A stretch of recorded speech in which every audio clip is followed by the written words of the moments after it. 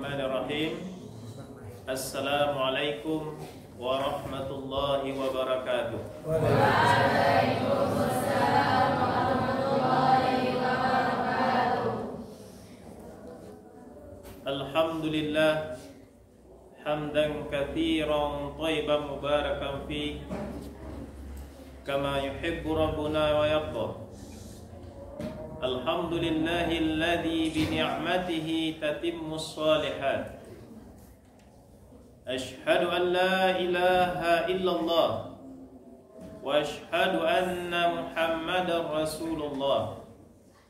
Allahumma shalli wa sallim wa barik ala abdika wa habibika wa rasulika Muhammad bin Abdillah wa ala alihi wa sahbihi wa mawalah. Kaum muslimin, Bapak Ibu jamaah salat tarawih yang dimuliakan Allah, marilah kita senantiasa mengucapkan puji serta rasa syukur kepada Allah Subhanahu wa taala atas limpahan nikmat sehingga pada hari ini kita masih bisa melaksanakan ibadah kita salat fardu isya, kemudian dilanjutkan dengan salat tarawih. Alhamdulillah, walaupun keadaan kita tidak sama dengan sebelum-sebelumnya, lampu mati dan tanpa pengeras suara ya. Tapi ke belakang insya Allah terdengar ya Bapak Ibu, insya Allah. Baik Bapak Ibu jamaah salat tarawih yang dimuliakan Allah, Allah Subhanahu wa taala berfirman di dalam surat Al-Maidah ayat 27 yang berbunyi watslu alaihim naba abna adam bil haqq id qarraba qurbanan fatuqbila min ahadihima wa lam yutaqabbal minal akhar qala la aqtulannak qala innama yataqabbalallahu minal muttaqin.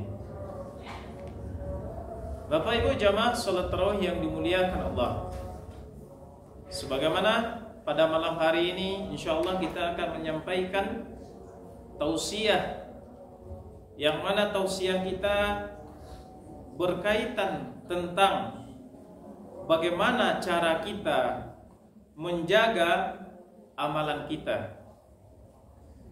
Apalagi kita sekarang berada di bulan Ramadan, yang mana di bulan Ramadan ini kita berusaha meningkatkan ibadah kita.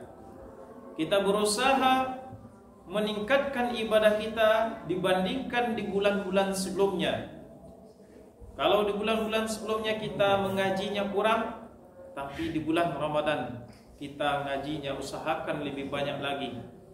Di bulan Ramadan kita puasanya penuh, sementara di bulan lainnya kita puasanya barangkali mungkin tidak ada sama sekali. Dan begitu juga sholat kita di bulan Ramadan juga lebih banyak kita lakukan dibandingkan di bulan-bulan lainnya. Maka di bulan Ramadan ini barangkali sudah banyak yang menjelaskan tentang puasa, fikih puasa dan lain sebagainya. Tetapi barangkali sedikit yang masih memperhatikan ibadah-ibadah yang kita lakukan itu bagaimana diterima di sisi Allah. Nah, ini adalah yang kita upayakan supaya ibadah yang kita lakukan itu tidak sia-sia saja. Nah, di sini menjadi catatan bagi kita. Apakah kita sudah merasa aman dengan ibadah yang kita lakukan itu, kemudian tidak ada rasa kekhawatiran bahwasanya ibadah yang kita lakukan itu akan ditolak di sisi Allah?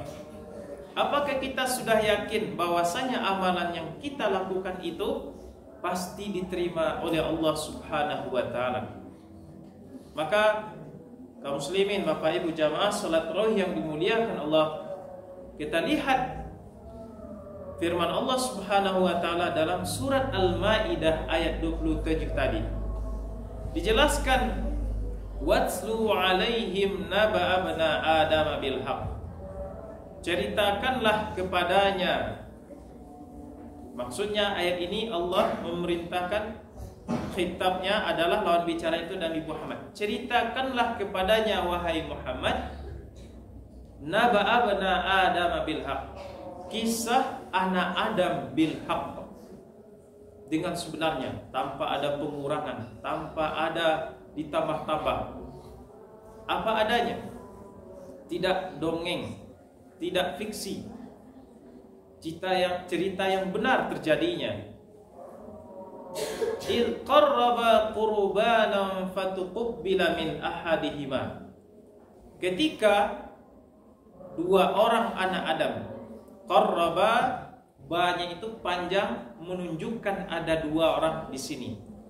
Maka dalam penafsiran yang umum kita lihat, baik itu dalam tafsir Ibnu Katsir, Al-Qurtubi atau Al-Baydawi, kebanyakan pada umumnya ahli tafsir menyebutkan dua orang di sini adalah Qabil dan Habil. Nah, ini adalah penafsiran yang sudah masyhur.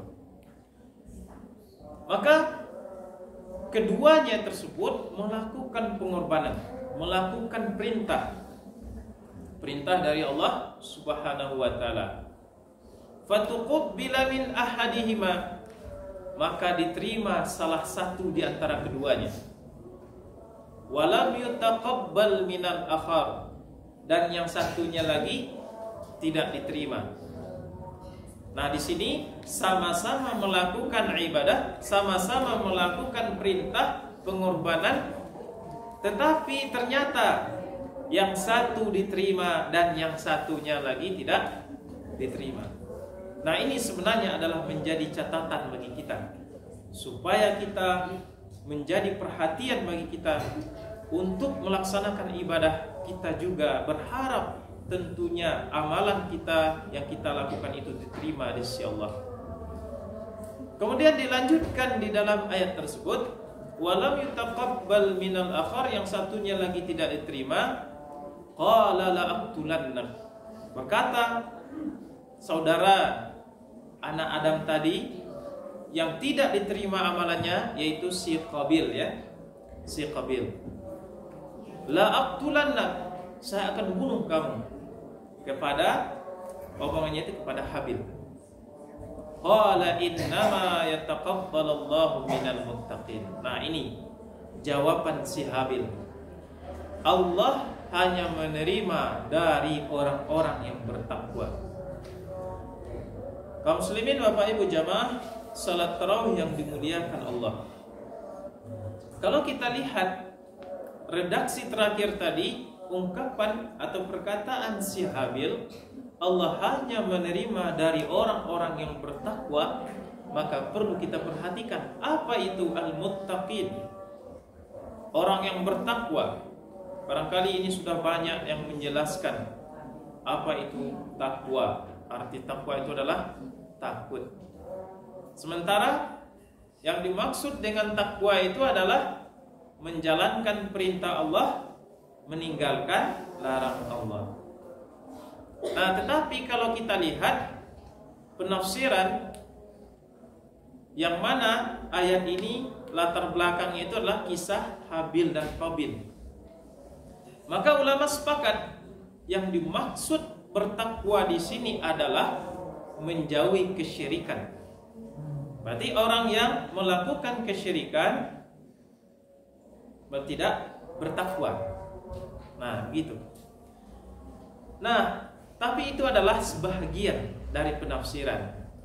Ada juga di antara para ulama yang mengatakan, seperti Ibnu Athiyah mengatakan, kalau seandainya ketakwaan tadi dia meninggalkan kesyirikan, juga meninggalkan kemaksiatan.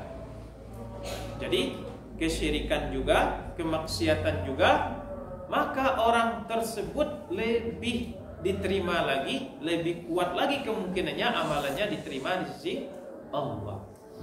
Maka ini adalah yang harus kita perhatikan. barangkali kita berpuasa sudah lelah, capek, menahan lapar dan haus, tetapi ternyata maksiat sudah masih dikerjakan juga. Maksiat ini banyak bentuknya. Ada maksiat yang dilakukan dari lisan kita, ada maksiat dari tindakan. Dari lisan yang paling sering barangkali. Nah, tanpa disadari, mungkin kalau sudah panjang ceritanya, kalau sudah berkumpul bercerita, itu mungkin berjam-jam itu tidak tahu apalagi apa yang sudah diceritakan sebelumnya. Sehingga hal yang sudah kita keluarkan, yang kita bicarakan itu tanpa disadari barangkali ada yang itu adalah bahagian dari dosa. Mungkin ada orang yang sudah kita gibahkan, mungkin ada orang yang sudah kita jelek-jelekan, atau barangkali ada orang yang tersinggung tanpa kita sadari. Nah, itu juga merupakan bentuk dari dosa. Maka seorang yang al-muttaqin, yang berhati-hati, dia takut kepada Allah, maka dia sangat mewanti-wanti lisannya, sangat menjaga tindakannya dari dosa. Makanya di dalam hadis Rasulullah SAW mengingatkan kita, man kana yu'minu billahi wal yaumil akhir, siapa yang beriman kepada Allah dan hari akhir, falyaqul khairan aw liyasmut, maka katakanlah yang baik atau diam. Jadi pilihan cuma satu, yaitu adalah mengucapkan perkataan yang baik. Kalau tidak baik, lebih baik diam. Nah, maka di sini di mana letak mubah? Khair di sini lebih tinggi lagi posisinya daripada mubah. Yang mubah saja, yang boleh saja, itu tidak apa-apa di dalam syariat kita ungkapkan, kita sampaikan. Tetapi dalam hadis ini ternyata Rasulullah memberikan penekanan yang baik, khair, artinya yang berpahala, yang kita sampaikan itu, yang baik-baik saja, yang membuat orang senang, atau isinya adalah ilmu, atau isinya adalah hal-hal yang bermanfaat. Nah, itu yang khair. Nah, kalau tidak itu lebih baik orang yang al-muttaqin berhati-hati, maka dia akan berusaha menerapkan hadis ini, menjadikan hadis ini menjadi dalam kehidupan sehari-harinya. Bapak Ibu jamaah salat tarawih yang dimuliakan Allah. Kemudian penting kita perhatikan juga di ujung ayat tersebut juga terdapat kalimat yang dikhususkan, kata yang dikhususkan, yaitu adalah al-muttaqin, yang mana ditambah sebelumnya innama. Innama di dalam bahasa Arab itu adalah menjelaskan pengkhususan. Makanya kita artikan tadi adalah hanya orang-orang yang bertakwa diterima amalannya di sisi Allah. Berarti di sini pilihan katanya dikhususkan, yaitu adalah orang-orang bertakwa. Lantas bagaimana dengan orang muslim? Bagaimana dengan orang mukmin? Tetapi kata-kata yang dipilih adalah al-muttaqin. Nah, begitu hati-hatinya ayat ini menggunakan kata-kata, dan ini merupakan pelajaran penting bagi kita, perhatian penting bagi kita, supaya kita lebih menjaga tindakan kita, lebih menjaga lisan kita. Barangkali kita setelah melakukan ibadah, kita sudah merasa aman. Setelah melakukan sholat, melakukan puasa, melakukan sedekah dan lain sebagainya, kita sudah merasa hebat. Hati-hati di sini. Nah, bisa jadi kita di samping melakukan ibadah, ternyata kita kalau tidak perhatian, kita ternyata juga sudah melakukan dosa. Kalau tidak kita hati-hati di sini. Makanya dalam hadis lain juga menguatkan ayat ini, malam yada qaulaz zur, siapa yang tidak meninggalkan perkataan dusta. Qaulaz zur, perkataan dusta. Falaisa lillahi hajatun, maka Allah tidak butuh fi ayyada ta'amahu wa syarabah. Allah tidak butuh, tidak peduli orang yang meninggalkan makanannya itu dan minumannya itu. Orang yang berpuasa meninggalkan makanannya, meninggalkan minumannya, menahan lapar dan haus, falaisa lillahi hajah, maka Allah tidak peduli dengan amalan orang tersebut. Maka kaum muslimin ibadah Allah yang dimuliakan, ini adalah catatan penting yang perlu kita ketahui. Kemudian yang kedua adalah takwa adalah merupakan amalan atau sifat bagi orang yang memiliki tujuan dalam beribadah. Dalam beribadah tujuan kita adalah untuk mendekatkan diri kepada Allah, untuk menjadi orang yang dicintai oleh Allah, atau menjadi yang disebut dengan kekasih Allah. Dalam surat Yunus disebutkan ala inna awliya Allah, ketahuilah bahwasannya wali-wali Allah atau orang yang dekat dengan Allah, la khaufun alaihim wala hum yahzanun, tidaklah mereka takut, punya rasa takut, wala hum yahzanun, dan tidak punya rasa kesedihan. Allazina amanu wa kanu yattaqun, mereka adalah orang-orang yang beriman dan bertakwa. Artinya dua sifat tadi, pertama keimanan, yang kedua yattaqun, senantiasa, selalu. Nah, bukan hanya sekali saja, bukan saat-saat tertentu saja, tetapi yattaqun dibentuk katanya itu dibuat dalam bentuk yattaqun, dinamakan dengan fi'il mudhari' yang tujuannya itu adalah menunjukkan senantiasa, selalu. Nah, yaitu mereka senantiasa selalu menjaga ibadah-ibadah mereka, menjaga ketakwaan mereka.